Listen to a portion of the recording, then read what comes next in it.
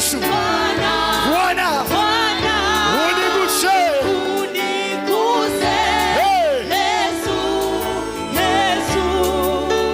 Niko hapa Bwana, Bwana, uniguse Yesu. Niko hapa Bwana, Bwana, uniguse Yesu. Niko hapa, hapa Bwana, niguse Yesu. Niko hapa Bwana, Bwana, niguse Yesu. Bwana, niko hapa Bwana, Bwana, niguse Yesu. Mungu wa miungu, mfalme wa wafalme, Bwana wa mabwana, wewe ambaye umetupa siku ya tatu, wewe ambaye umetuleta tena siku hii ya leo, asante kwa ajili ya matendo yako makuu unayoendelea kutenda katikati yetu. Asante kwa uponyaji, asante kwa nguvu ya uzima inayotoka katika jina lako. Asante kwa ajili ya kila mtu ambaye umempa tayari na mzigo wa kutufuatilia YouTube. Asante kwa sadaka ya muda anaotoa.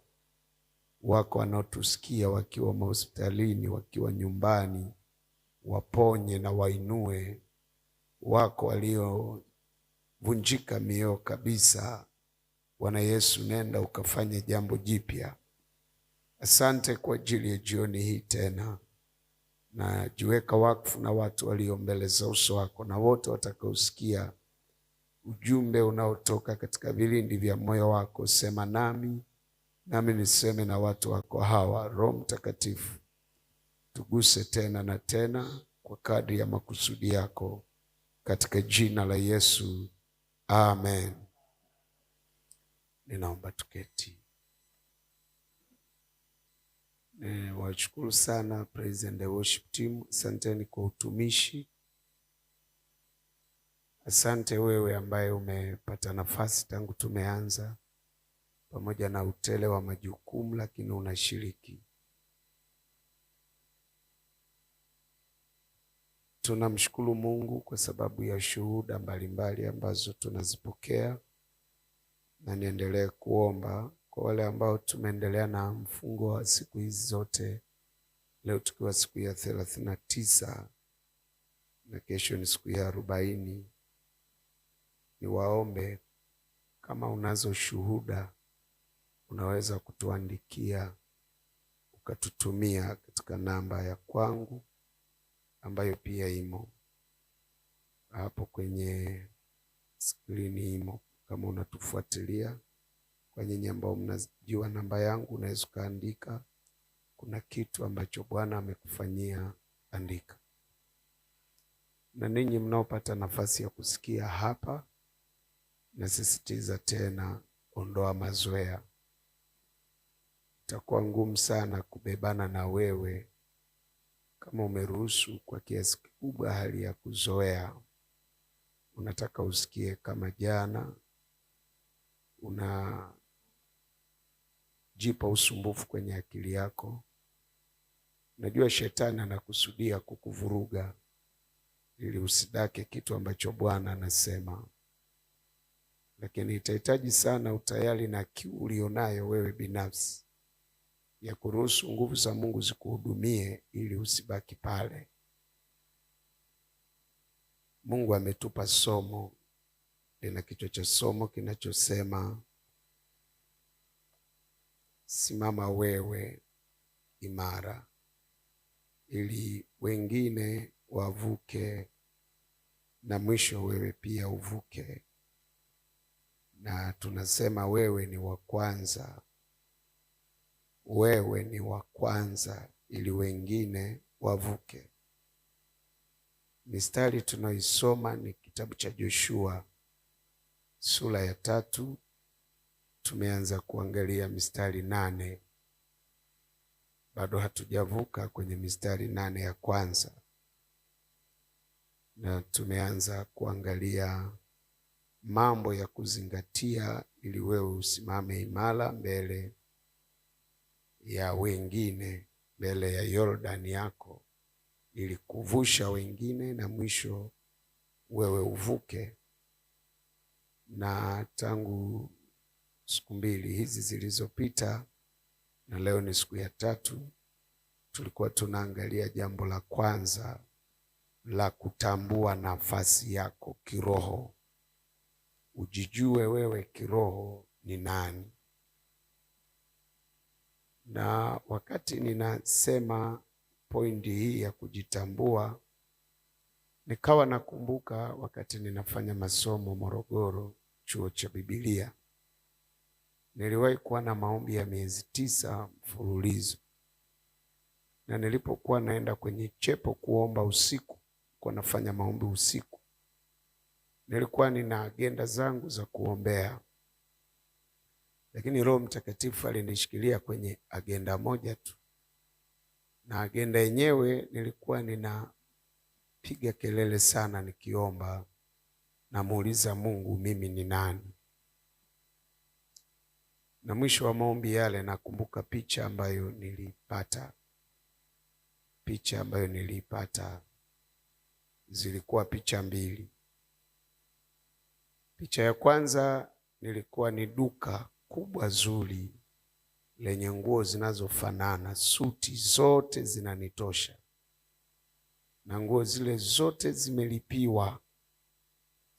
Muuzaji ananiambia hizi zote zimelipiwa, yoyote unaoichagua kama ni wewe imeshalipiwa. Kwa hiyo nilikuwa na changanyikiwa kuchagua. Zote ni rangi moja, zote zinafanana, zote ni saizi yangu, na zimejaa duka lote. Nilipokuwa nimechagua moja natoka, yule muuzaji akanifuata akaniambia, hapana, najua unafikiri hizi nguo zinafanana, sio kweli, hazifanani. Akaniambia soma kwenye lebo ya hizo nguo. Nilipofungua kusoma, niliyokuwa nimeishika ilikuwa imeandikwa dini, na akaniambia angalia hii, na akanionyesha ikawa imeandikwa imani. Kwa hiyo tofauti ya zile nguo sio ilikuwa rangi, ilikuwa lebo. Dini na imani. Na sikuwahi kuelewa ya kutosha kwamba maana yake ni nini. Nimekuwa nikiwa na tafsiri nyingi za kwangu, lakini katika majira haya Roho Mtakatifu amenikumbusha kwa polepole. Usiku wa leo ni kama nilikuwa narudia picha ile tena.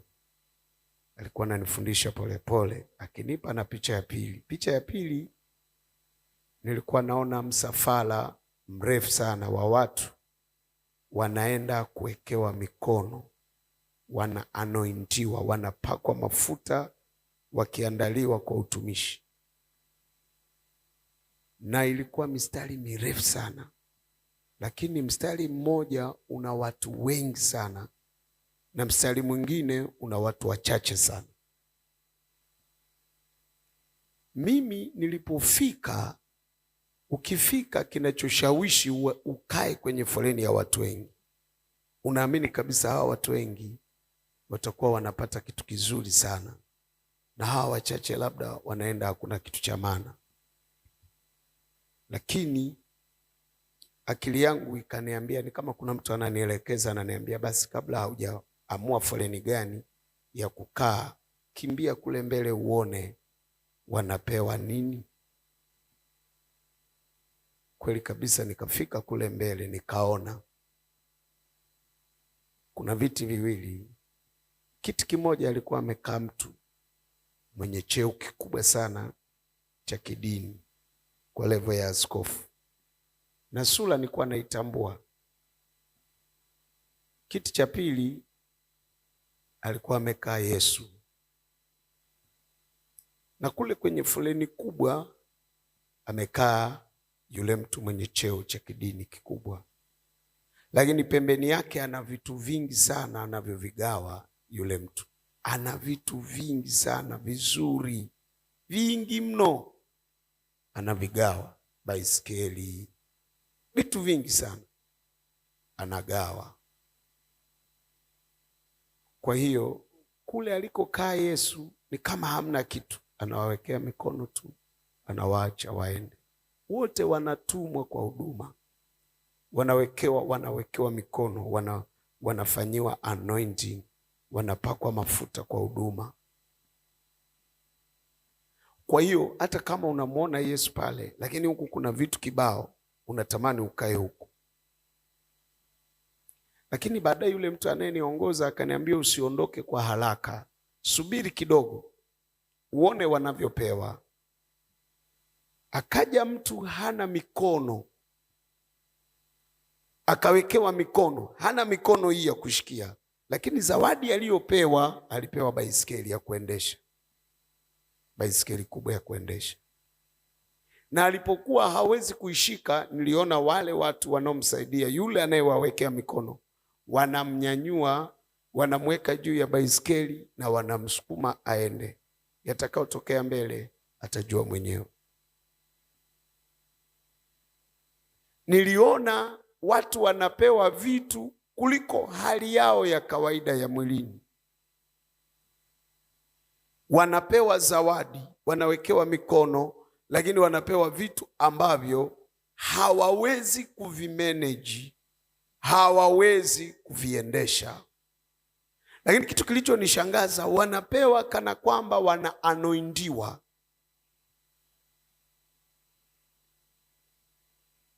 Kwa hiyo nikashangaa.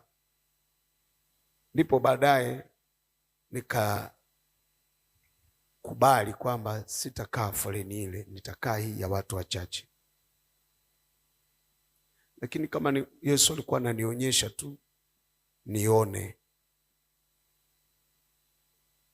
Kutoka pale sikuwa nafurahia tena huduma, kwa sababu sio kila kitu unachopewa unapewa ili kikusaidie. Kwa sababu hata shetani akitaka kukuangamiza atakuinua. Sio watu wengi wanajua sana. Ndio maana kuna watu huduma yao ni ya maana kuliko Yesu aliyowapa huduma. Kuna watu vipawa vyao vina maana kuliko Yesu aliyewapa vipawa. Kuna watu focus yao haiko kwenye good relationship na Mungu. Focus yao iko kwenye vitu. Focus yao iko kwenye huduma. Wana maintain status ya huduma zao kuliko ku maintain good relationship yao na Mungu. Wanapambania nafasi kuliko mtu wa nafasi. Kwa hiyo labda ni kitu nilitaka kusahau, na Mungu ananiambia tena kwa mzigo kwamba hii ni maana yake. Kwa hiyo unaweza ukawa hapa ni mwimbaji, unaweza ukawa hapa ni muombaji, unaweza ukawa hapa ni pastor kama mimi, unaweza ukawa hapa ni mchungaji rohoni au jawa, kwa sababu uchungaji sio lazima uwe kama mimi ninakola. Uchungaji ni huduma. Unaweza ukawa unafanya huduma ya kuchunga, lakini haujaanointiwa kama kasisi, kama mtu wa mamlaka. Unaweza ukafurahia sana huduma unaoifanya, ukajisahau kupalilia kila siku uhusiano wako na Mungu, ukajisahau kuishi kama mtu ambaye anahitajika kukuza siku kwa siku uhusiano wake na Mungu. Kwa hiyo nikakwambia jambo la kwanza ni kutambua nafasi yako rohoni. Wewe ni nani? Kabla haujadhihirisha vile vilivyo rohoni mwilini, unavitambuaje? Kwa nini unaimba? Kwa nini unaombea?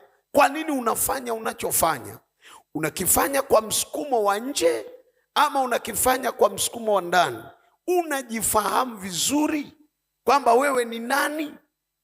Na nikaweka msisitizo kwamba watu wengi wanatumia bidii yao kubwa kujijua nje, kujifahamu nje, kwa sababu nje kunaonekana. Anaweza kujipambanua kwa kabila lake, anaweza kujitambulisha kwa utaifa wake, lakini haelewi. Na wakati mwingine Mungu anaweza kushindwa kukutumia kwa sababu haujaanza bado kujipambanua rohoni, bado unajipambanua mwilini, bado unajiangalia kwa taifa lako, bado unajiangalia kwa upeo wa eneo unaloishi. Mungu anapotaka kukutumia anaweza kukuletea agenda ya dunia, agenda ya mataifa. Na mimi ninaanza kuelewa mara kadhaa. Ndio maana Yesu aliponiokoa, aliponiita kwa mara ya kwanza, na mwaka huu nilienda kutoa sadaka kule kijijini. Mungu alinipa neema ya kwenda kutoa sadaka kama wiki 3 zilizopita, wiki 2 zilizopita. Na nilikuwa na baadhi ya watu hapa, nilikuwa nawaonyesha mlima ambao nilitokewa na Yesu. Mlima ambao Mungu alinipa dunia mbele yangu nichome moto. Na nilipochoma moto, dunia ilikuja mbele yangu. Ilikuja kama tufe, nikaichoma moto. Na nilipoichoma moto, kukatokea maandishi yameandikwa, Injili kwa mataifa yote. Yameandikwa kwa Kiswahili, yameandikwa kwa Kiingereza, yameandikwa kwa lugha zingine nyingi, lakini ni Injili kwa mataifa yote. Nilikuwa nawaonyesha na nilikuwa nawaambia kwamba kwa miaka niliyoishi pale kijijini, pale kwenye kile kitongoji, nilimjua Mungu kuliko wakati wote niliokaa na walimu wanaofundisha. Nilimjua sana Mungu. Nilijua kufunga, nilijua ufunuo, nilijua kuna mambo Mungu aliniambia pale yanatokea sahihi. Mengine yakitokea ndio nakumbuka kwamba hiki niliona katika namna halisia kabisa. Kujijua rohoni, wewe ni nani? Na nikawaambia nafasi 3 ambazo tulianza kuzisema, tunazoziona kwenye kitabu nilichosoma. Tuliona nafasi ya Joshua rohoni, tuliona nafasi ya ukuhani rohoni, tuliona nafasi ya taifa la Israeli kama taifa rohoni. Na jana nilikuwa nimebaki kukuonyesha ile nafasi ya kifalme. Nilikuwa nakuonyesha nafasi ya kifalme. Ukiomba kama mfalme, ukiishi kama mfalme, ukifanya mambo yako kutokea kwenye ufalme. Na nikakuonyesha ukiomba nje ya nafasi ya ufalme, na hasa katika kipindi hiki ambacho tunakwambia ufanye matamko kwa ajili yako. Unawezaje kutoa matamko ukiwa nje ya nafasi ya ufalme? Na nikakwambia mfalme utambulisho wake ni mamlaka au authority alionayo, na kuhani utambulisho wake ni mafuta yaliyo juu yake. Japokuwa kuhani na mfalme wote wana anointiwa na mafuta, na ndio maana kibibilia hakuna mfalme asiye na nafasi ya ukuhani. Ndio maana Yesu anasema akinunua mtu anampa zote nafasi mbili. Anamfanya kuwa mfalme, anampa na ukuhani. Ufalme unamsaidia kumiliki juu ya nchi. Ukuhani unamsaidia kufanya huduma ya upatanisho, kuomba kwa ajili ya wengine, kubeba mzigo kwa ajili ya wengine, kuona maumivu, kukubali wengine wawe salama, kubeba gharama kwa ajili ya wengine. Ni nafasi ya ukuhani. Ndio maana Yesu ni kuhani mkuu, kwa sababu alibeba gharama kwa ajili yako wewe. Na nikakwambia kwa nini leo ni ngumu sana? Nikikwambia mambo ya ufalme unanishangaa. Kwa nini ni ngumu sana? Nikakwambia inategemea unanisikia ukiwa wapi. Inawezekana leo ukisikia neno la ufalme ni kitu cha ajabu kwako. Yesu alirudia mara nyingi, hata alipoongea juu ya mpanzi alisema mbegu ni neno la Mungu. Wale waliosikia neno la ufalme wakalitenda, na wale ambao walisikia lakini hawakutenda. Inawezekana moja ya kizuizi kinachokuzuia wewe usielewe ninavyosema ni mahali uliko leo. ni mgonjwa, una hela, umedhalauliwa. Hata mimi ninayekwambia hapa ninaelewa. Hebu jaribu kuvaa viatu vyangu alafu usikie Mungu anachoniambia kwamba utahubiri kwa mataifa yote. Unajaribu kutafuta hela ulizonazo mfukoni. Unajaribu kuangalia aina ya watu ulionao. Unasema labda Mungu akikuwa ananiambia haya mambo, niko kwenye mji fulani hivi katika nchi ya Tanzania. Unatafuta na miji, labda ingekuwa ni Arusha, hata ina airport, labda ina watu hata wangenisikia. Unajaribu kufikiri Mungu angekuwa ananiambia hivi, nimetega kamera kubwa za NX 200, nina studio, kwa nini asingeongea na watu? Unajaribu kumwambia Mungu, ungesema na wale majiant wako kina Eliabu wengi sana, kwa nini usingeongea na wao? Inawezekana wewe naposema na wewe kitu cha ufalme, kusimama kama mfalme, unasema nasikia, lakini sielewi kwa sababu ya mahali nilipo kwa sasa. Na jana nilikakuonyesha kwamba hivi Mungu anapoambia watu wafalme, moja ya kundi analoliambia ni taifa la Israeli. Anawaambia wakiwa wapi? Misri, utumwani, wamepigika, wanateswa. Na leo labda nataka nikwambie kitu kimoja. Umefikaje hapo? Israeli walifikaje hapo? Walipotezaje mafuta ya kifalme? Kitu gani kinapoteza mafuta ya kifalme? Kitu gani kikiwepo kwenye ukoo, kwenye familia, kwenye taifa, kwenye kanisa, kwa watu, kinaweza kikawaondoa kwenye nafasi ya kifalme? Ni kitu gani? Bado sijatoka hapo. Ni kitu gani? Nimejaribu kuangalia, na Roho Mtakatifu alikuwa ananiona nikihangaika.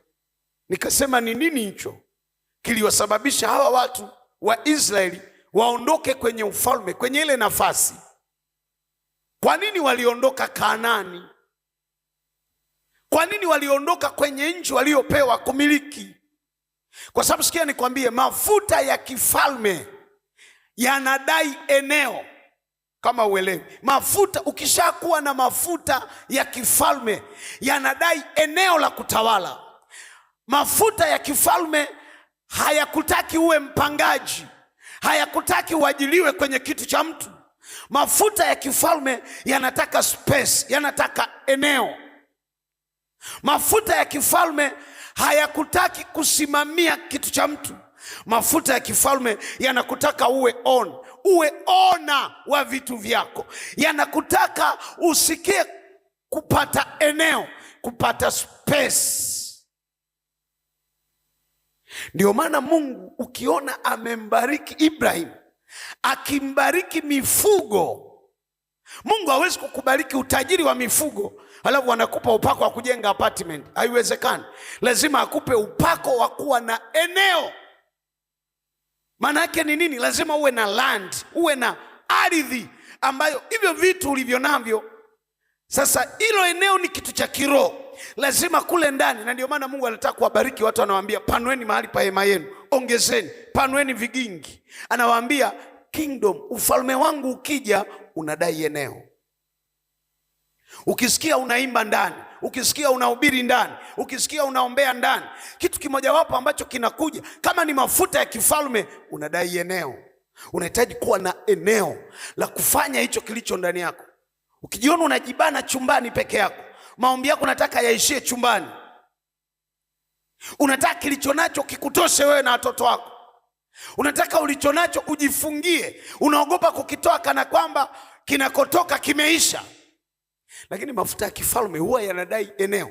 Sasa tuachane na huko ambako nataka kwenda, lakini nataka nikwambie walifikaje hawa jamaa Misri? Walifikaje? Wewe umefikaje hapo? Kwa nini leo uko maskini design hiyo, mwoga design hiyo, unauma namna hiyo, umezaliwa kwenye familia namna hiyo, shetani anaenjoy kwenye huo ukoo kama anavyotaka? Kwa nini umezaliwa kama ulivyozaliwa? Kwa nini unavyonisikia unawaza juu ya ukoo wako, hauwazi juu ya ufalme wa Mungu? Kwa nini unavyonisikia unawaza juu ya elimu yako? Kwa nini unavyonisikia unawaza juu ya madeni ulionayo? Kwa nini unavyonisikia unasema mchungaji anaongeaje na mtu dhaifu kama mimi?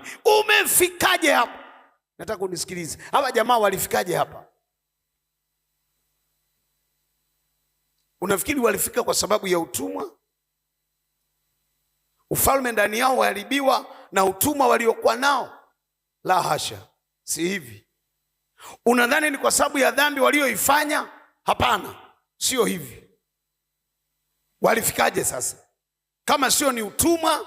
Maana wakati mwingine unaweza kusema mimi niko hivi kwa sababu nilipozaliwa nilimkuta baba yangu anachunga ng'ombe za watu. Nilipozaliwa nilimkuta baba yangu ni kibarua. Nikajifunza, nilikuwa naenda na baba yangu kulima vibarua. Mpaka leo hii moyoni mwangu ninajua kulima kibarua ndio sawa.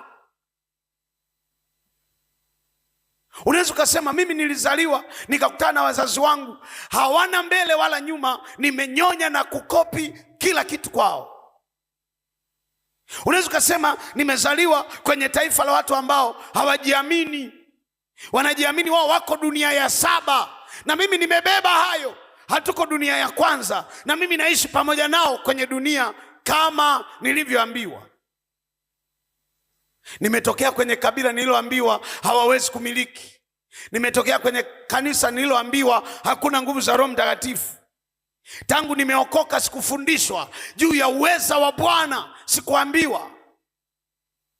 Hata nikiombewa siamini kama kuna uponyaji.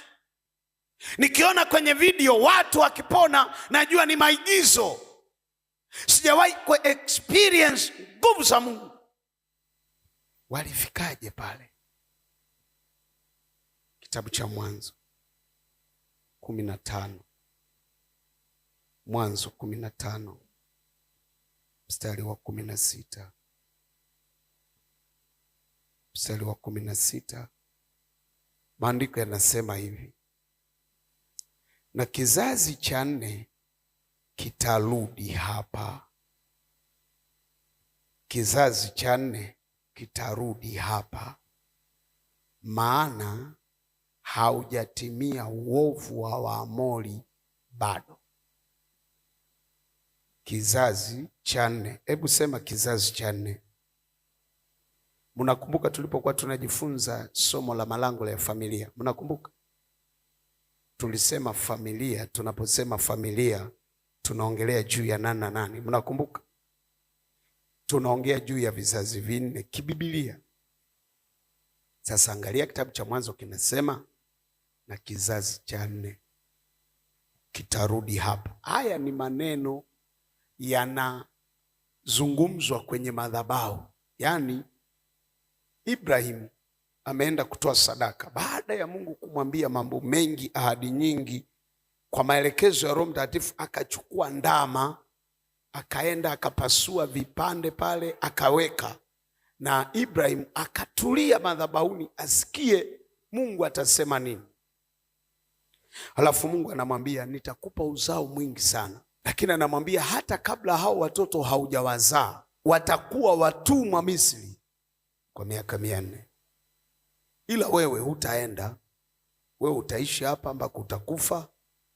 Inawezekana na Isaka naye ataishi hapa mpaka atakufa, lakini Yakobo atafia Misri. Hao watakaa Misri miaka 400. Lakini watakapofika miaka 400 watakuwa wametimiza kizazi cha 4 kitarudi.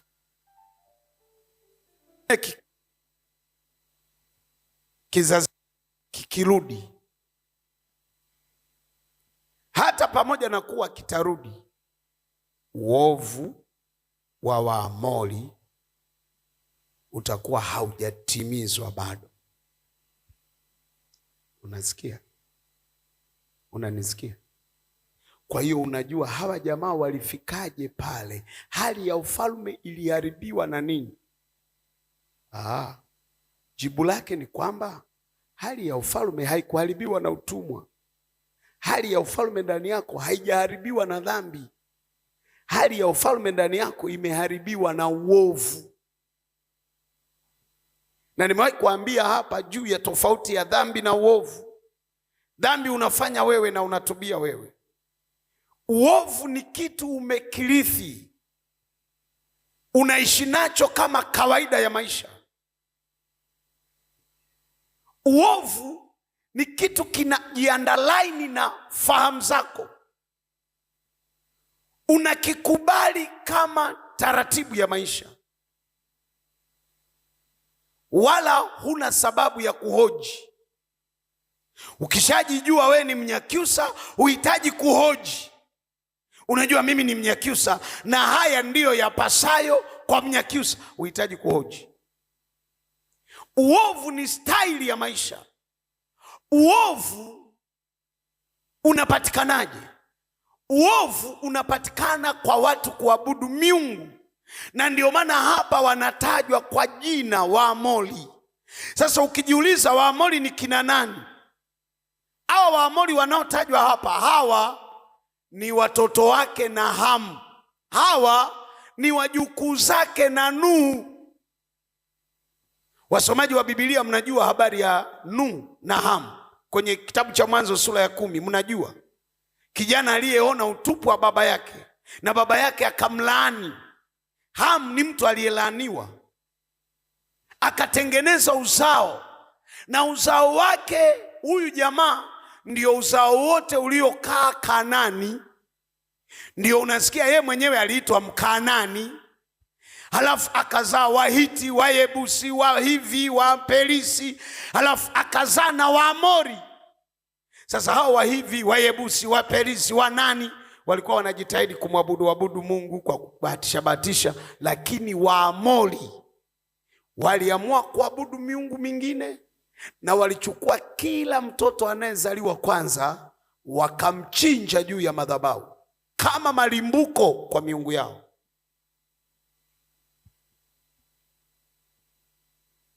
Sasa Ibrahimu inamhusu nini? Kwa nini Ibrahimu inamhusu nini habari za Waamori? Ndio maana tunasoma kwa Ezekieli, anawaambia nyinyi Israeli, sikia Israeli, baba yenu alikuwa Mwamori, asili yenu ni Kanani, mtoto wa Hamu. Hamu mwenyewe asili yenu ni Kanani, lakini baba yenu aliyewazaa ni Mwamori.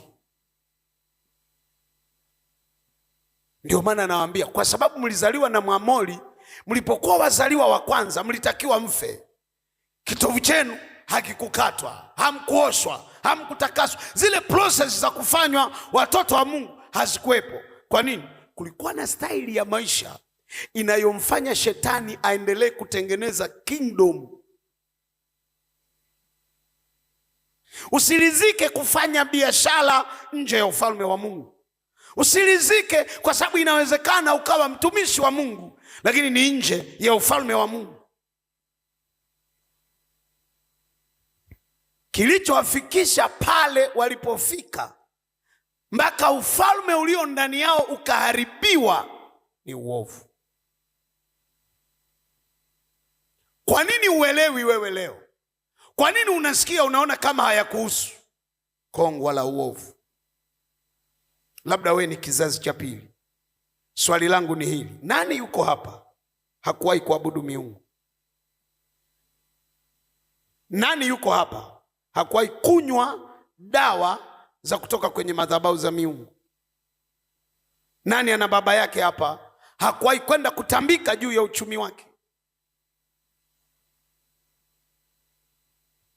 Kitu gani kilikuwa kinaharibiwa? Ni kingdom of heaven. Kitu gani kilikuwa kinaharibiwa? Ni ufalme wa Mungu. Na ufalme wa Mungu ukiharibiwa, Mungu, fikiria, Mungu anamwambia Ibrahim, hawa watakuwa watumwa. Isaka ni mtoto wangu wa ahadi, ila uo uzao huo watakuwa watumwa kule kwa miaka 400. Sasa hilo ni agano la kale. Hilo ni agano la wapi? La kale. Lakini Biblia ndivyo inavyotuambia, maovu ya baba hupatilizwa. Tukikuona ufahamu wako haufikiri kama mwana wa ufalme, tunajua kilichotuharibu. Tukiona pastors, maaskofu, wahubiri, waimbaji, watu wanaolitaja jina la Bwana hawafikiri sawa na ufalme wa Mungu, tunachojua uharibifu. Shida sio title walizonazo. Shida wamefanya yote hayo lakini wako nje ya ufalme wa Mungu. wanatafuta fedha nje ya ufalme wa Mungu. Hawajashughulika na mifumo iliyoshikilia uchumi wao. Ndio maana ukiwaletea mifumo mipya wanasema hatujaizoea bado. Ndio maana ukiwaambia kwenye mifumo hii ya ufalme wa Mungu kuna malimbuko, wanasema hatujaelewa bado. Ukiwaambia kuna fungu la 10, wanasema hatujaelewa bado. Ukiwaambia kuna maombi, wanasema hatujaelewa bado. Ukiwaambia kuna kufunga na kuomba, wanasema hatujaelewa bado. Unawauliza, kama mnamtegemea huyu Mungu, mnaishije bila kufuata hizi kanuni? Wanasema tunapatikana kwa Mungu Jumapili, lakini mifumo ya maisha bado tuko kwenye ufalme wa giza. Kwa maneno tunanena kama wana wa nuru, kwa matendo tunatenda kama wana wa giza. Ukiwaambia Yesu anaponya, wanakwambia hatujazoea bado. Hatuwezi kuamini hii moja kwa moja. Hatuwezi kuamini hii moja kwa moja. Kwa nini? Ufahamu wao bado uko nje ya kitu kingine. Utashangaa hawa wasioamini katika jina la Bwana wana uwezo mkubwa sana wa kuamini katika ufalme wa giza. Kwa nini? Kwa sababu ndio ufalme uliowajenga mpaka mahali walikofikia. Shuhuda nyingi na testimony nyingi walizonazo ni mafanikio yaliyo upande wa shetani kuliko vile ambavyo Bwana amewatendea. Ukiwakuta wamekaa mtaani, hawaongei tena juu ya uweza wa Bwana unaowafanikisha, kwa sababu hata wale walio kwenye ufalme wa Mungu bado kwa mawazo yao wanafanya yaliyo sawa na ufalme wa giza. Tumefikaje hapo? Uovu. Kwa nini shetani anataka kuabudiwa? Kwa nini shetani anataka kushikilia watoto wako? Kwa nini shetani anataka kushikilia uzao wako? Kwa nini anaruhusu magonjwa fulani ya kiukoo? Hizo ni indicator za yeye kuendelea kuabudiwa. Ndio maana kuna watu ukiwahadithia ugonjwa unaouma hapa, hawahitaji kukuomba ruhusa, wataenda kwa waganga bila ruhusa yako. Kwa nini? Wanajua hizo ni indicator. Kwa nini una struggle kwenye kuolewa? Kwa sababu haujui kwamba vitu viliwekwa kwenye ufalme wa giza, na wewe haujui namna ya kuingia kwenye ufalme wa Mungu, kufungua kitu cha uzao, kitu cha marriage, kitu cha mahusiano. Haujui. Unataka kumiliki mali, unataka kusimama uone mafanikio. Unafikiria ninalitumia jina la Yesu tu, sawa, lakini kuna kanuni unataka uzipite kama mwana wa ufalme. Lazima ulefti upande mmoja kama mwana wa ufalme, ufanye mambo ya nyumbani kwenu. Uovu. Hawa jamaa walikaa miaka 400 kwa sababu ya Waamoni. Miaka 400 kwa ajili ya Waamoni, na wakawa hawana akili, wakaongezewa 30. Chukua na 40 ya jangwani, 470. Hata hivyo, kwani walifika, walio wengi walikuwa wamenajisiwa na miungu ya Farao. Ndio maana hata walipotoka waliacha Misri, moyoni wakaondoka nayo. Watu wengine wanasemaga nimeacha matambiko kabisa, lakini inawezekana moyoni ukibanwa. Iliwezekanaje wameenda umbali wote ule, wakiwa njiani walivyokwama kidogo tu, hawaombi Mungu tena? Wanasema yuko wapi ndama kama yule tuliyomwona Misri, maana Musa hayuko.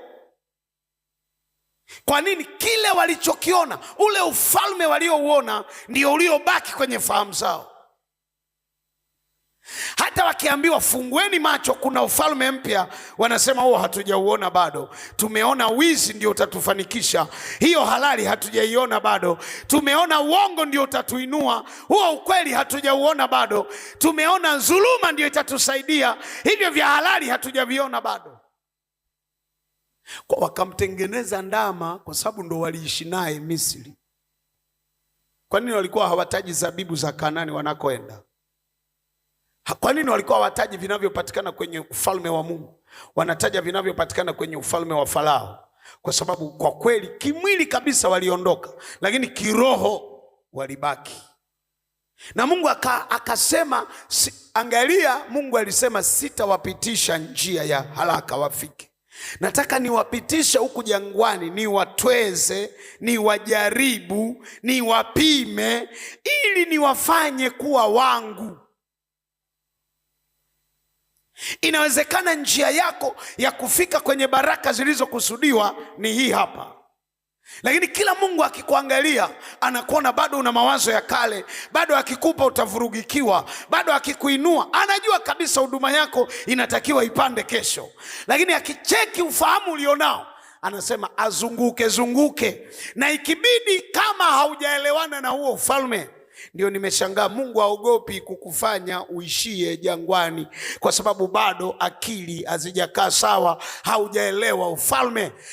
Alijaribu kufikiri hata ngoja niingie na watoto wapya hawa, ngoja niingie na freshi, niingie na vijana ambao nimewatreni hapa jangwani. Akarudia lile Torati, akarudia sheria, akasema labda hawa nikienda nao wakiwa fresh watanielewa, watanisikia, watanifuata. Bado hata wao nao hawakudumu. Walipofika pale wakaanza kuabudu miungu ya Kanaani, wakaanza kufanana na watu wa Kanaani. Ndio unaona mara wanapelekwa Babeli, mara wanapelekwa huku, mara wanapelekwa huku, wanafundishwa. Kwa nini?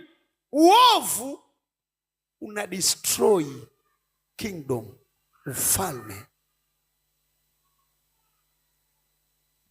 Uovu, kumbuka, uovu sio dhambi unayofanya wewe. Uovu ni staili ya maisha. Wewe ni mwoga kama nani? Kinachokufanya uwe comfortable kwenye hali ulionayo ni kwa sababu hicho ulichokumbatia ni uovu.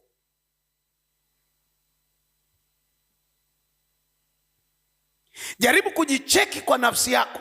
Kama hauoni uovu mbele yako, unamtumikia Mungu kwa uovu, unafanya biashara kwa uovu, kwa nini havikushtui? Vinakubalika na wengi. Na uovu ni ibada. Uovu ni kitu kinachoabudiwa.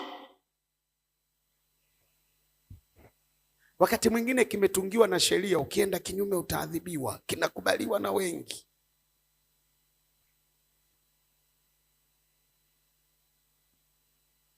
Walifikaje hapa jamaa? Ni uovu. Umefikaje hapo wewe? Kuna vitu umevirithi, sio wewe. Kuna vitu unatembea navyo, sio wewe. Ndio maana ni ngumu sana Mungu kusema na wewe mambo mapya. Ndio maana ni ngumu sana kujiachilia. Sikia niwaambie, tungekuwa tunamsikia Mungu hapa, Mungu ameniambia angeshafanya mambo ya ajabu na kila mtu. Ndio maana hapa sasa hivi tukikwambia omba, jiachie kwa Bwana, una staili yako ya maisha, unasema sivukagi hapa. Nikiomba sipigagi kelele, nikiomba sinenagi kwa lugha. Uovu unakutengenezea staili ya maisha. Lakini hiyo staili yenyewe ya maisha kwa namna ilivyo imekufungia geti kwenye ufalme wa Mungu. Hiyo staili ya maisha unayoenda nayo kwenye biashara, unayoenda nayo kwenye ndoa, unayoenda nayo kwenye kulea watoto, totality imekufungia. Unayoenda nayo kwenye ajira, wewe unayenisikia, hiyo formula ulionayo, unayoenda nayo, ukichunguza, ukipima na kitabu cha kingdom ya Mungu, unaona hii formula ya maisha imenifungia nje. Halafu angalia unachosema. Unasema sasa nifanye nini? Napenda sana kujiachia kuomba, lakini nifanye nini? Napenda sana kutembea na nguvu za Mungu, kutembea kwenye ushindi, lakini nifanye nini? Kwa nini? Uovu umekutengenezea staili ambayo ni ngumu sana kuiacha, ni ngumu sana. Hata tukikukokota twende safarini, ukiwa hapo njiani unatusumbua, unatukumbusha matikiti, unatukumbusha vitunguu, unatukumbusha ulikotoka, unatukumbusha. Na wakati mwingine ukikutana na mambo magumu kwenye kingdom ya Mungu, unasema ni afadhali ya Misri, ni afadhali ya kule nilikotoka, ni afadhali kabla sijaokoka, ni afadhali kabla sijatubu, ni afadhali kabla nikiwa duniani. Na ndio maana kuna watu mko mko hapa mnasemaga, wakati kabla sijaanza mambo ya kanisa nilikuwa nikihongwa na hongeka, nikidanganya na danganya, sasa hivi niko huku. Ni afadhali maisha yale. Walifanya hayo wakiwa njiani wakielekea kwenye ufalme wa Bwana, wakifundishwa, wakiwa kwenye shule ya kitu cha ufalme wa Mungu. Kwani uovu ulikuwa unawakamata, unawataka waendelee kubaki kwenye kongwa la ibilisi. Na mimi niko hapa kukwambia, hata kama inakuuma na ni chungu, hata kama kung'oka hapo ni ngumu, tunakung'oa kwenye kingdom ya shetani. Maadamu unasikia haya maneno, ng'oka huko, ng'oka kwenye mazoea yako. Hautaomba kwa mazoea, hautatumika kwa mazoea, hautaishi kwa mazoea. Tunataka tuone kingdom ya Mungu, tunataka tuone ufalme wa Mungu ndani yako. Nasema hivi, ng'oka, ng'oka, ng'oka, toka kwenye hayo mazoea. Usiimbe kwa mazoea, usifanye kwa mazoea. Unajua watu walio kwenye ufalme wa Mungu hawataki kuzoeleka. Niliwaambia kwamba kwa nini tukipima quality za wana wa ufalme wa Mungu na quality za magiant wa kuzimu, tunakuta giant wa kuzimu ana present ufalme wake kwa vitu vile quality. Ile ni identity yao. Anaposema siwezi kupanda public jet, nataka private jet, ile ni identity. Sio, unanielewa? Kwa sababu kabla hajaingia kwenye hiyo kingdom, alikuwa hahitaji kuvaa cheni ya dhahabu, alikuwa hahitaji kuvaa cheni ya blue sapphire. Ameingia kwenye hiyo kingdom na anakuonyesha, kama ni mavuvu ya watu, anakuonyesha kwamba siogopi kuangamiza, siogopi kukafarisha. Lakini anakuambiaje? Hii ndio power ya kingdom. Tulio upande wa Mungu tuko vele wiki, tukienda kwenye ofisi zetu vele wiki, tunaonyesha tulivyo na ufalme dhaifu. Tukienda kwenye competition, kwenye kilimo, kwenye kitu gani, tuko vele wiki. Kwa nini? Shida sio tulivyo nje. Wakati mwingine tulivyo nje watu wanatuadmire, wanasema ningekuwa kama Elia mimi, ningekuwa niko na namna ile, ningekuwa na ufahamu kama ule, ningekuwa nimesoma kama huyu ndugu, ningekuwa hata nina form 4 kama yake, ningekuwa nina degree kama yake, yani wangenikamatia mbali. Lakini kitu gani kinakufanya uwe vile wiki rohoni? Kitu gani kinakufanya uwe dhaifu namna hiyo? Unajikombea na takataka za dunia hii, unajiona ulivyo dhaifu, unajiona hauna kitu cha kufanya. Unasema wote walioolewa ni bahati zao, sisi wengine fungu la kukosa. Kama ni mwana wa ufalme, inabidi uanze kuona aibu. Kwenye ufalme wako kinapatikana chochote. Hata ungekuwa mgeni kwenye ufalme wa Ahasueli, ukipiga foleni atakuchagua mfalme hata kama hakujui. Hata kama anasomewa kwamba bwana huyu alizaliwa hivi, jina lake liko hivi, utafiti na vyombo vya habari vya ulinzi na usalama vinaonyesha huyu sio raia. Unasema achana na mimi, nina kibali naye, ni swala la ufalme. Na ndio maana yule binti ana nguvu bado, hana nguvu nje, ana nguvu rohoni. Akitokea hata mahali pa kifo, yeye anapewa zawadi. Akitokea mahali wengine wanauawa, yeye anapewa nusu ya ufalme. Mimi si kama unaelewa. Kitu gani kinachomtofautisha? Sio maumbile ya nje. Kinachomtofautisha ni nguvu iliyo ndani yake. Na mimi niko hapa nikwambia, Yesu alituambia kwa kadiri ya nguvu itendayo kazi ndani yetu. Tuna nguvu inatenda kazi, sio nje yetu, ndani yetu. Na hiyo nguvu ni nguvu ya kifalme. Hayo mafuta ni mafuta ya kifalme. Na wewe elewa hivyo. Usiende kukaa tena chini ya mwaloni. Elewa hivyo. Una nguvu ya kifalme. Haijalishi unakotokea, haijalishi ulikozaliwa. Yesu Hakuhitaji kuzaliwa New York ili ajulikane. Hakuhitaji kuzaliwa Tel Aviv ili ajulikane. Kwa sababu sifikirie, Nazareti ilikuwepo na Tel Aviv mjini palikuwepo na Yerusalemu mjini palikuwepo. Yeye alizaliwa Betlehemu na bado dunia ilimfahamu. Alizaliwa Betlehemu na bado mamajusi walimfuata. I don't matter. Haijalishi wewe umetokea wapi, dini gani, kabila gani, kijiji gani, nguvu ya ufalme ikiingia ndani yako.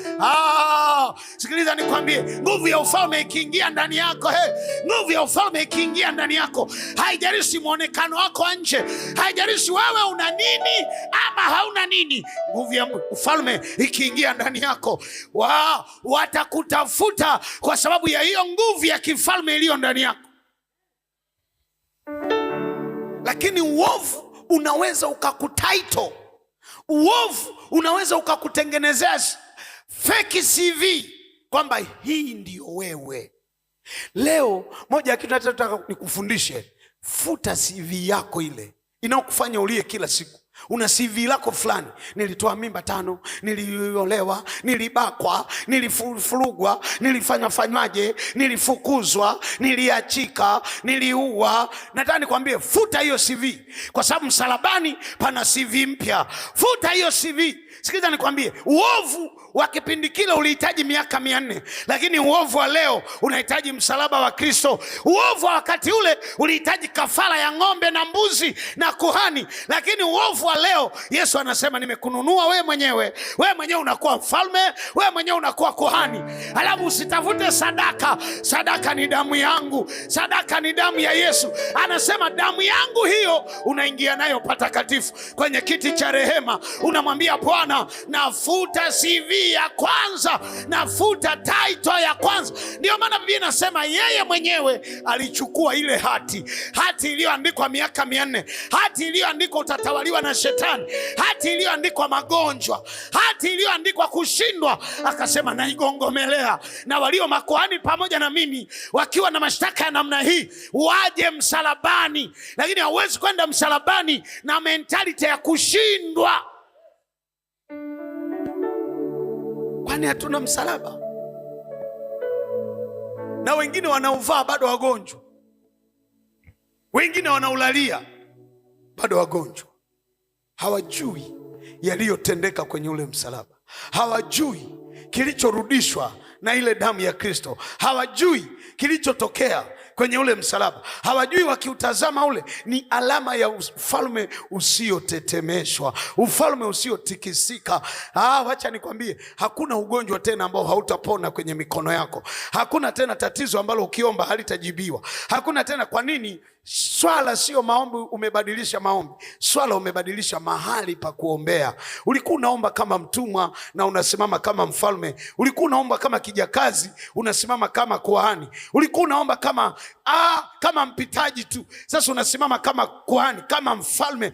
Ukisimama unasema ninaamuru kanza yeyuka. Sio unaongea kama anayeombaomba, unasimama kama mwenye mamlaka. Unasema hakutakuwa na mapoza tena kwenye familia hii, isipokuwa ni kwa neno la kifalme, neno ambalo Bwana amenipa mimi. Kwa nini? Utagundua haudili tena na vinavyoonekana, unadili sana na Mungu ili uzipate oda za ufalme wa Bwana. Ndio maana Yesu anasema nyinyi kama wana wa ufalme mko duniani, lakini tafakari yenu ni kutafakari yaliyo juu.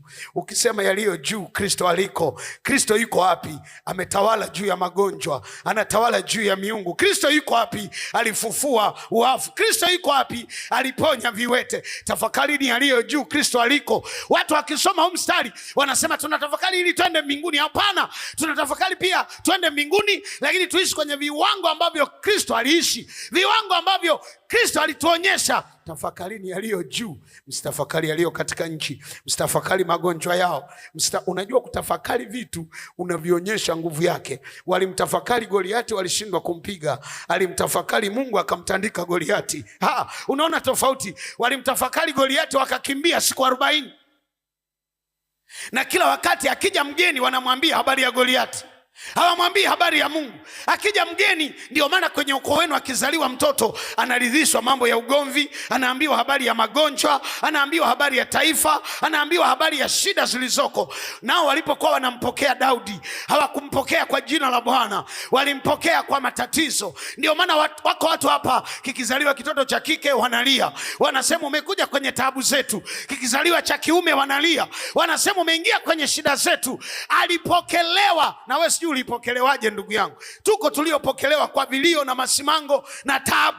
Na Daudi naye alipokelewa vitani, wanampokea wakimweleza, wanamuidentify nani kiboko yao. Wanasema bingwa ana miraba 30, bingwa ana kifua cha hatari, bingwa ni giant kwenda juu, bingwa mavazi aliyovaa hayana hata sehemu ya kupenyesha risasi, bingwa amevaa proof bullet, bingwa ni hatari, hata ukimpiga bomu hawezi kuharibika. Bingwa akaambia huyo sio bingwa, nyinyi mnamtafakari bingwa, mimi namtafakari Mungu wa mbinguni aliyeumba mbingu na nchi, mwenye ufalme usiotetemeshwa. Yeye hapigiwaji, anapigaga mwenyewe. Yeye hasaidiwaji, anasaidia. Yeye hana cha kumkwaza. Haleluya! Wewe unatumia muda wako wote kutafakari Unyakyusa, kutafakari ukoo uliotoka, kutafakari taifa, kutafakari hali ya mwezi wa 12 unaotafakari. Achana na mwezi wa 12, tafakari Bwana aliyeuleta. Achana na Januari, tafakari Mungu aliyeileta Januari. Ana mapito ya Januari shetani hajawahi kuyaona. Ana mapito ya Januari, ana njia za jangwani mapepo hajawahi kuyaona. Ana njia za kukupitisha, ana chakula cha jangwani hakijawahi kupikwa na mama ntilie yoyote. Ukimtafakari Bwana, anayo majibu wakati wa maswali uliona. Wana wa ufalme, mnatafakari upande wa Ibilisi. Unasemezana nini na jirani yako? Unasemezana nini juu ya hali yako? Kwa nini unaogopa leo? Akija mtu amevurugwa unaogopa. Na mimi nataka niwaambie, ni ajabu sana Mungu anavyotaka kufanya. Watu watakaoelewa ni ajabu sana, kwa sababu haya majira hayajawahi kutokea. Na tamani yangetokea sijui wapi, lakini Bwana amechagua yatokee hapa. Sijui wangesikia kina nani. Hata wewe unasema wangejaa watu hapa. Hata mimi nashangaa unasikiliza wewe. Nashangaa unasikiliza mtu mwoga kama wewe. Nashangaa unasikiliza mtu ambaye hata Roho Mtakatifu haumjui, haujawahi kujazwa kama wewe. Nashangaa kuna mwanangu mmoja amelia sana kwenye simu, amerekodi, amelia sana. Na unajua amenitumia ule ujumbe, nimeusikiliza, nimelia tena, kwa sababu alikuwa analia, anasema, Mungu, kwa nini unaongea na local church mambo ya kuongea na cathedral za dunia hii? Kwa nini unaongea na watu ambao hawajai kwenye mkono? Kwa nini unaongea na hawa watu? Kwa nini unaongea na Yona? Why? Nikasema, are you really? It's true. Why? Nikasema ndio maana anasema anatafuta watoto wanyonyao, anatafuta wajinga wa dunia hii, awape hekima, ili awafanye wale waliojiona ni majanti ya dunia hii waone without God ni wajinga wa mwisho. Anawatafuta walio majani. Tuliona jana ile kwenye kitabu cha Samueli wa kwanza, sura ya kwanza, mstari wa 8, wa 6, wa 7. Tuliona anasema Bwana huua, Bwana huisha, hushusha, huinua, humdhiri huyu, humpandisha huyu, humtoa maskini, humtoa mtu mavumbini, humtoa kwenye jaa, akamweka, akamketisha pamoja na wakuu. Waliyempita wakuu wanasema takataka Bombay. Kumbe Bwana ana hesabu za kumuinua. Asife moyo mtu anayenisikia hapa, ambaye anajua hali yake ni sawa na walioketi kwenye jaa. Bwana amekusudia kukuinua, ndio maana unasikia katika jina la Yesu. Bwana amekusudia kukuinua. Kwa mikono yako utatenda makuu, kwa imani iliyo moyoni mwako utatenda makuu. Hama kutoka kwenye hali ulionayo, ingia kwenye lango la ufalme lililokwisha funguliwa sahi. Na leo tunafanya kitu kimoja tu, tunafuta identity. Nimesikia kitu cha ajabu leo. Kuna watu watapona magonjwa leo, hatuwaombei. Sisi tunafuta zile taarifa za mwanzo. Na ukitoka hapa usizirudie tena. Ukitoka hapa usiongee tena juu ya taarifa za mwanzo. Ukitoka hapa usiongee tena juu ya dalili za kansa ulizonazo. Sisi tuna jambo moja tu hapa, tunafuta, na maandiko yanaturuhusu. Yeye mwenyewe Yesu alifuta, na sisi kama makuhani pamoja na yeye tunafuta, na sisi kama wafalme pamoja na yeye tunafuta, na tunaamini inawezekana. Unayenisikia huko, tunafuta leo, tunaharibu hiyo identity ambayo imechorwa na uovu. Kumbuka, hii identity haijatoka kwa Bwana. Huo ni mchoro wa majini ya kwenu, ni mchoro wa miungu ya kwenu, ni mchoro wa mashetani ya kwenu. Sasa tunayapoteza leo. Yakija hayakuti tena ule mchoro, yana nguvu kwenye ule mchoro, yana nguvu kwenye ile hati iliyokushtaki. Sisi tunanyofoa jina lako pale, tunanyofoa mambo yako ya uchumi pale, tunanyofoa habari zako za afya pale, tunaandika jambo jipya. Haleluya! Tunaandika jambo jipya, na tunajua linaandikika hivi jioni ya leo. Ninavyosema, mbingu zinaandaa kalamu ya kuandika jambo jipya. Na unajua kidole cha Bwana kiliwahi kuandika mara kadhaa. Kiliandika pale mene, tekeli na peresi. Ufalme wako umeharibiwa, shetani. Umeharibiwa wapi? Kwa mtu uliyemshikilia miaka. Iliandikwa ukutani, na mimi nataka nikwambie, itaandikwa tena, itaandikwa tena, itaandikwa tena, itaandikwa tena tukiwa Ifakara, itaandikwa tena tukiwa Tanzania, itaandikwa tena tukiwa hapa leo, itaandikwa tena. Iliandikwa mene, tekeli na peresi, itaandikwa tena. Alafu angalia, Yesu mwenyewe alikuja akaandika pale kwenye hukumu ilipotakiwa mtu apigwe mawe kwa sababu ya uovu, kwa sababu ya historia, kwa sababu ya taratibu. Yesu akasema, naandika hapa, aliye wa kwanza anayeona hajawahi kukosa aliandika.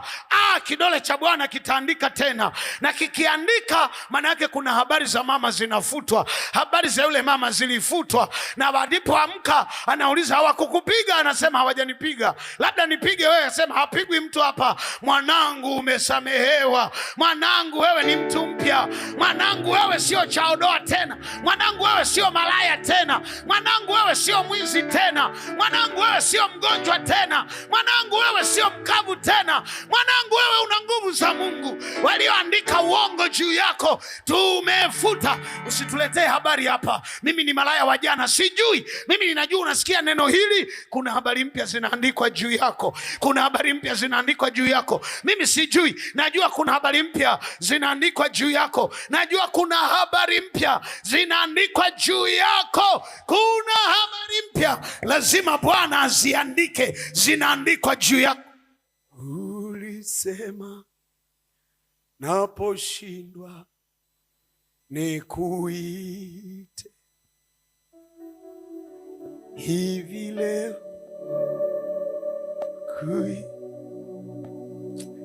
ramashaka yandarabasiki yendere bashatarabasiki tiria mandarabasekete horia mandarabaseterebosaka. Usije ukasahau hii hata siku moja. Umefikaje hapo? Ni mchoro wa uovu. Umefikaje hapo? Ni uovu, ni miungu iliyoabudiwa, imetengeneza kanuni ya maisha. Usiniulize mbona sasa ni mtumishi. Sawa, sio tatizo, unaweza kuwa mtumishi lakini unaishi kwenye mchoro wa uovu. Unauliza mbona ni mwimbaji. Sawa, unaweza kuwa mwimbaji ndio, lakini lifestyle. Unasema unajuaje? Kamuulize Yesu. Aliishi na watu wakawa wana madai kwamba ni wana wa Ibrahimu, lakini kwa matendo yao ni wana wa Shetani. Kwa fikra zao ni wana wa Shetani. Unaishije na magonjwa ya kipepo? Wewe ni mwana wa ufalme. Unaishije na uharibifu? Wewe ni mwana wa ufalme. Inua mikono yako juu. Horia mandarabushaka karabashatarabasiki. Asante, shika maiki. Rimasheterebosaka. Ulisema naposhindwa nikuite, nami leo nakuita nisikie. Usiende mbali nami, usiniache peke yangu, Mungu wangu uniongoze. Sikiliza, usiimbe. Ulisema naposhindwa nikuite, hivi leo nakuita nisikie. Usiende mbali nami, usiniache peke yangu, Mungu wangu uniongoze. Funika macho yako. Ulisema naposhindwa nikuite, hivi leo nakuita nisikie. Usiende mbali nami, usiniache peke yangu, Mungu wangu uniongoze.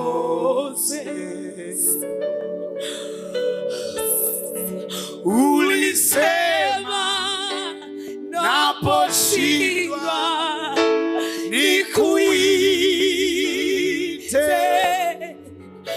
hivi leo nakuita nisikie.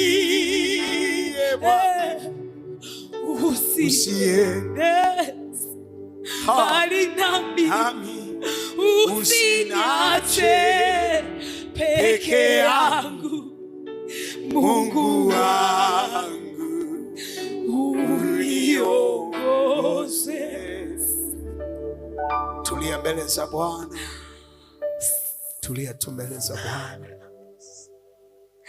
Mimi ninaona ajabu sana, ninaona ajabu sana. Wakati Mungu ananiambia juu ya siku ya leo, nilikuwa naona watu wanamuita Yesu, wameshindwa ila wamegoma kumuita, lakini sasa wameamua kumuita.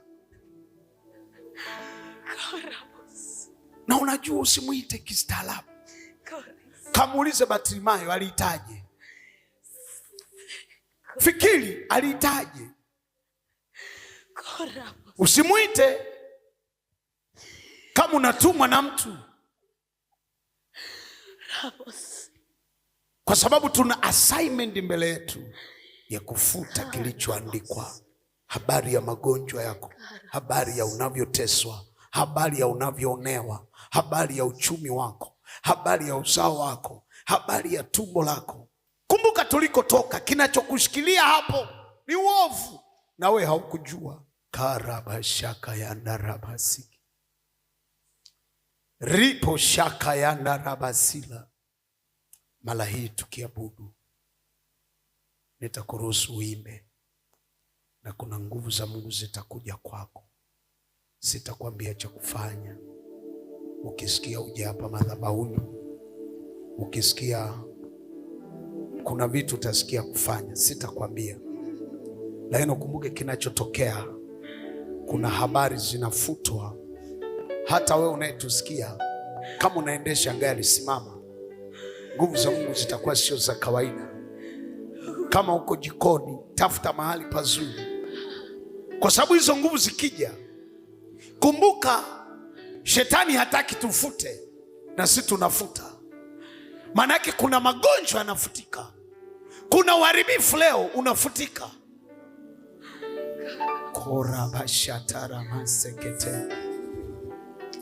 Na tunapokuwa kwenye haya maombi, ukijua wewe ni mgonjwa, hakikisha utakimbia huku mbele tukiwa tunaomba na kupiga magoti. Itakuwa ni ishara yetu ya kujua. Ulisema naposhindwa nikuite, hivi leo nakuita nisikie. Usiende mbali nami, usinache peke yangu. Mungu wangu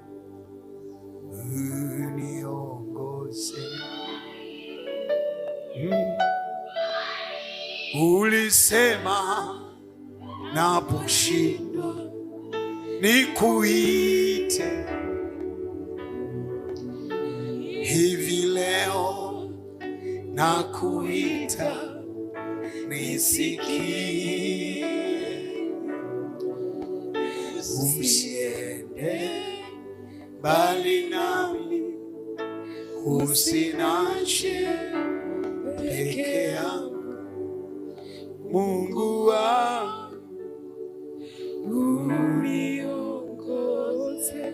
Imba pamoja na sisi. Ulisema Bwana, ulisema naposhindwa nikuite, hivi leo nakuita nisikie. Usiende mbali nami, usinache peke yangu. Mungu wangu uniongoze.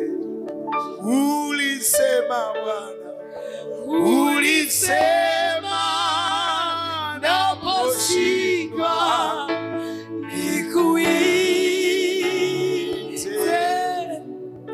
hivi leo nakuita nisikie. Hey! Usiende. Ninaona moto, ninaona moto kuanzia lango la nje peke yangu unatembea. Mungu wangu uniongoze. Ulisema Bwana, ulisema naposhindwa nikuite.